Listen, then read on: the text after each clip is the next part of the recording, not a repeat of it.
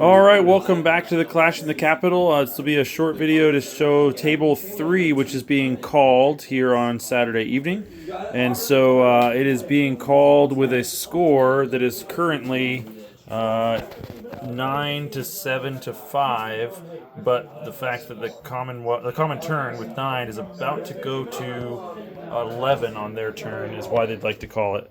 So right now, Nanking is empty, and the Soviets, or sorry, the CCP will likely just walk in. They're already a major power, and they've already got a dead KMT. So that's 3 points for the CCP. And then the Soviets also control the their Pacific expansion, which under the house rules here it changes so that no longer do you have to control South Sakhalin. You have to control all of Manchuria, plus Primorsky Krai and Korea, which keeps things a little bit more land-centric, but at the same time, you have 3 territories that can be amphibiously assaulted, but it looks like the Soviets have it quite well in hand because they put most of their money on this side, and you can see that is a whole stack mess of Katyushkas, and so it just first striked the Japanese to death. Elsewhere, the Commonwealth still is holding on to Sydney and Calcutta, so they have that, but the Commonwealth also still has Malay. I don't think they ever lost it. They did lose it, but it was taken back. The American fleet, not really much out here, just some carriers sitting there in Wake. But yeah, so things are pretty well locked down in China for the CCP and the Soviets. As we keep going around, the Commonwealth definitely have Egypt locked down. It looks like they have their rail well in hand as they ejected the Axis from the Horn of Africa. The other one that the common turn was about to score is they're about to walk into Istanbul. They didn't quite yet, even though it shows a marker there.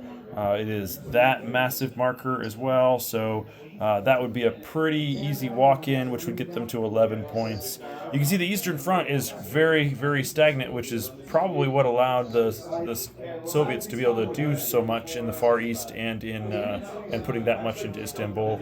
And so if the game kind of kept playing, there'd definitely be a battle here in Eastern Europe next, but with this lockdown in hand, they can just take their 59 base income and just really start pushing against the Germans. The Germans look actually pretty strong in their home country, but Spain went to the Soviets as well, so that's one of those 11 points. And but it looks like England is pretty fair safe, and but the U.S. doesn't have a whole lot of presence over here. And so, the U.S. Fleet way up there off of Western Germany, but their army is not there, so ejected by the Germans. So anyway, so we're going to call this one. Sorry, I should mention that Rome fell to the to the Commonwealth. They assaulted with only one Marine, right? But they still managed to be able to take it and win. So that will flip, and of course everything's gone. And then the one thing that's really interesting, I guess, over here is that here in Guam there was a Fortress Guam play by the Americans. And they had their entire, that's why there's no Pacific Fleet, their entire Pacific Fleet was in port there in Guam, and the Japanese had no Marines, correct? Is that what it is? They had no Marines, but they went in with just a mess of infantry and planes. They ended up having to take planes to avoid double casualties, but they knocked out the entire